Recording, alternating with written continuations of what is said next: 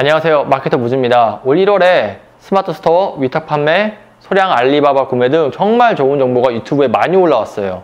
이런 정보를 보시고 평소에 창업과 부업에 관심이 있던 분들이 본격적으로 많이 시작한 것 같습니다. 저도 유튜브에 마케팅 관련 정보를 올리다 보니까 아름아름 이런 분들이랑 알게 돼서 카카오톡으로 이렇게 소통을 하고 지내는데요. 차근차근 매출이 올라가시는 분들도 계신데 매출이 안 나와서 고민이신 분들도 상당히 많은 것 같습니다. 저도 옛날에 영원에서 매출 100만 원을 찍는 기간 동안에 이 앞부분은 매출이 정말 안 나왔던 것 같아요. 제가 이렇게 뭐 탁월한 마케터가 아니다 보니까 하나하나 맨땅에 헤딩하면서 하나씩 배웠습니다.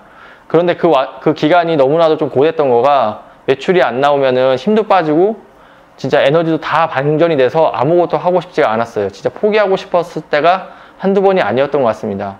아마 지금 매출이 안 나오는 분들도 상세 페이지 만들고 SNS 마케팅하고 럭키투데이 같은 거 붙여도 순위 변동도 별로 없고 혹은 앞으로 나왔다 하더라도 매출이 안 나와서 진이 빠지시는 분들이 한두 분이 아니실 것 같아요.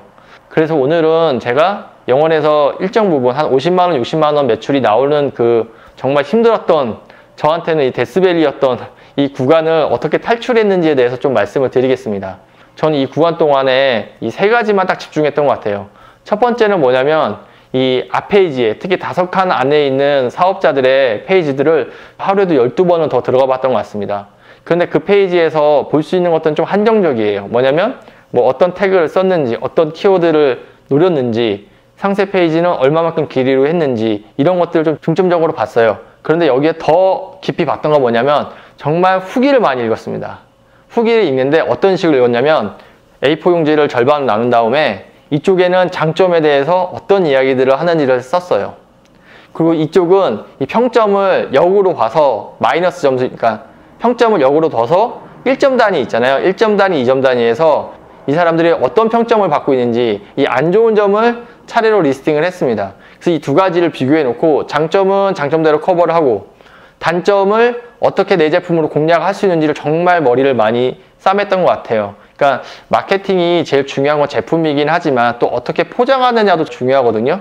그런데 이 포장이라는 포인트를 어떻게 해야 되냐면 상대방하고 경쟁을 하는 거잖아요. 그러니까 상대방의 약점을 제 장점으로 공격하는 거가 효과적이라고 생각을 합니다.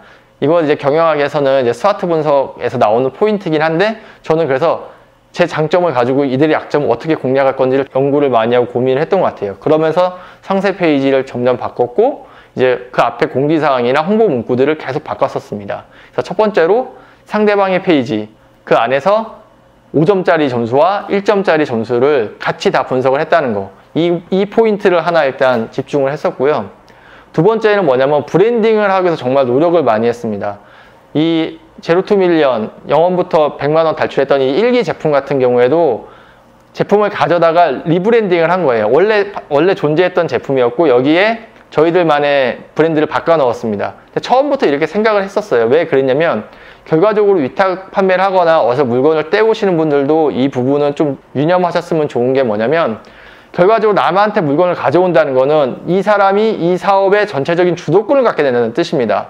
어느 날 물건 공급을 안 해버린다거나 어느 날 물건의 가격을 대폭 올려버린다면은 물건을 갖다 파는 사람 입장에서는 이거를 방어할 수 있는 방법이 없어요. 그런데 내 브랜드를 붙여서 판매를 하는데 이게 시장이 조금씩 인식이 된다고 하면 어떻게든지 방어를 할 수가 있습니다. 비슷한 제품을 수입을 해서 우리 브랜드를 붙여서 대체를 할 수도 있고요. 가격을 올리면 우리 브랜드는 여기서 파는 제품하고 다른 제품으로 인식을 시킬 수 있기 때문에 어느 정도 가격에 대한 방어력도 좀 생겼던 것 같아요. 그래서 브랜딩을 하기 위해서 이 로고나 페이지나 아니면 사진 같은 것들을 다시 찍고 다시 돋보이게 만들기 위해서 노력을 많이 했던 것 같습니다.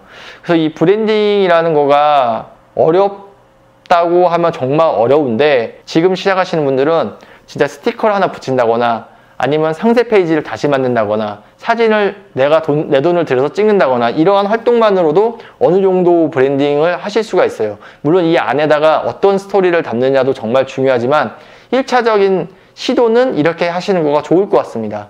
그리고 세 번째 제가 집중했던 포인트는 뭐냐면 스마트 스토어의 통계단입니다. 이 통계단에서는 정말 많은 정보를 제공해주고 있어요. 스마트 스토어라는 거가 외부 이 분석 툴을 박을 수가 없게 되기 때문에 내부의 스마트 스토어 관리단에 있는 이 통계 영역을 살펴보셔야 되는데 이 통계 영역에는 얼마만큼 사람들이 오는지, 뭐 전주랑 이번 주가 어떻게 틀린지, 그리고 사람들이 어떤 키워드를 타고 들어오는지, 어떤 키워드를 타고 들어와서 전환율이 높은지, 이런 정보들을 정말 많이 제공합니다. 이 정보들을 보면서 이 광고에 대한 전략을 짜셔야 되고요. 키워드 광고에 대한 부분을 많이 연구를 하셔야 돼요. 스마트 스토어가 외부 트래픽을 끌고 와서 매출을 내는 데는 일정 부분 한계가 있어요. 여러 가지 문제점이 있지만 그건 제가 예전에 골목 마케팅에서 몇 번 말씀을 드렸는데, 외부 스크립트를 박지 못하는 거에서는 이제 리마케팅이라는 부분을 하지 못하기 때문에 이 부분이 정말 약점으로 작용합니다. 결과적으로 스마트 스토어는 어떻게 접근하셔야 되면 키워드 싸움인 것 같아요. 이 카테고리를 선별하는 키워드도 중요하지만 키워드 광고도 정말 중요하고, 여기에 따라서 쇼핑 검색 광고도 결정이 되기 때문에 어떤 카테고리에 어떤 키워드를 공략할 거냐, 어떤 키워드 광고를 해서 트래픽을 꼽을 거냐, 이 두 포인트를 많이 집중을 하셔야 되는데, 이거에 대한 방향을 잡아주는 거가 바로 이 통계 메뉴 안에 다 있습니다.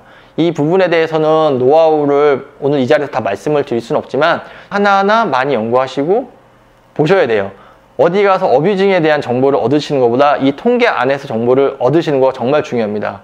그리고 이제 막 시작하신 분들은 유입자 수가 뭐 20명, 30명 이렇게밖에 되지 않기 때문에 이 데이터를 가지고는 좀 유의미한 정보를 얻어내기가 좀 상당히 어려워요. 이럴 때는 뭐 갖고 계신 자금을 조금 활용해서 키워드 광고를 임의대로 좀 돌려보신 다음에 그 데이터를 분석을 해서 어떠한 방향성을 찾으시는 게 좋을 것 같습니다. 일단 제가 이 세 가지를 말씀드렸어요. 첫 번째는 경쟁 상대, 특히 상위권에 올라와 있는 랭커들의 장점 후기, 단점 후기를 철저하게 분석을 해서 내 장점으로 그들의 단점을 공략할 수 있는 포인트를 명확히 찾아내는 거. 그리고 두 번째는 나만의 브랜딩을 할 수 있는 포인트를 찾아서 스티커 작업이라도 시작을 해보시는 거. 그리고 세 번째는 통계단에 있는 정보를 달달 외울 정도로 보시면서 분석을 하는 거. 그리고 키워드 광고랑 쇼핑 검색 광고의 방향성을 찾아내는 거. 이 세 가지를 말씀을 드렸습니다. 좀 걱정이 되는 부분이 하나가 더 있어서 오늘 이 부분을 마지막으로 영상을 마무리하려고 하는데요. 제가 알기로는 쇼핑몰이라는 비즈니스가 99%가 망하고 단 1%만 살아남는 정말 치열한 경쟁 시장이에요. 이 영상이나 글로 사업을 보시고 해볼 수 있겠다, 그런 자신감을 갖고 실행력을 가지고 들어오신 건 정말 좋지만 이 싸움을 절대 짧게 보지 마시고 길게 보셔야 됩니다. 단기간에 높은 매출을 내는 분들은 정말 1% 안에 계신 분들이고 99%의 일반 판매자들은 길고 긴 싸움을 하고 계세요. 유튜브에는 성공 사례 위주로 많이 영상을 찍으시기 때문에 장밋빛 미래만 보이실 텐데, 네이버 카페에 가시면 스마트 스토어 판매자들의 카페들이 정말 많거든요. 거기 가서 하루 정도 거기에 있는 글들을 천천히 읽어보시면 스마트 스토어가 정말 쉽지 않구나, 이 온라인 사업이라는 것 자체가 쉽게 끝날 수 있는 게임이 아니구나 라는 거를 알게 되실 거예요. 이 게임을 절대 단기간의 싸움을 보시지 말고 롱텀으로 하나하나 배워간다는 생각으로 하셨으면 좋겠습니다. 오늘 영상에서 말씀드렸던 것 중에서 궁금하신 사항이 있으면 아래 댓글로 남겨주시면 제가 아는 한도 내에서는 알려드리도록 하고요. 이 분석하는 방법, 페이지를 만드는 방법, 아니면 리브랜딩에 대한 경험은 앞으로 영상을 통해서 차근차근 다 공개하도록 하겠습니다. 지금까지 영상 봐주셔서 너무 감사하고요. 구독과 좋아요가 제가 영상을 만드는 힘이 되기 때문에 꼭 부탁드리겠습니다. 감사합니다.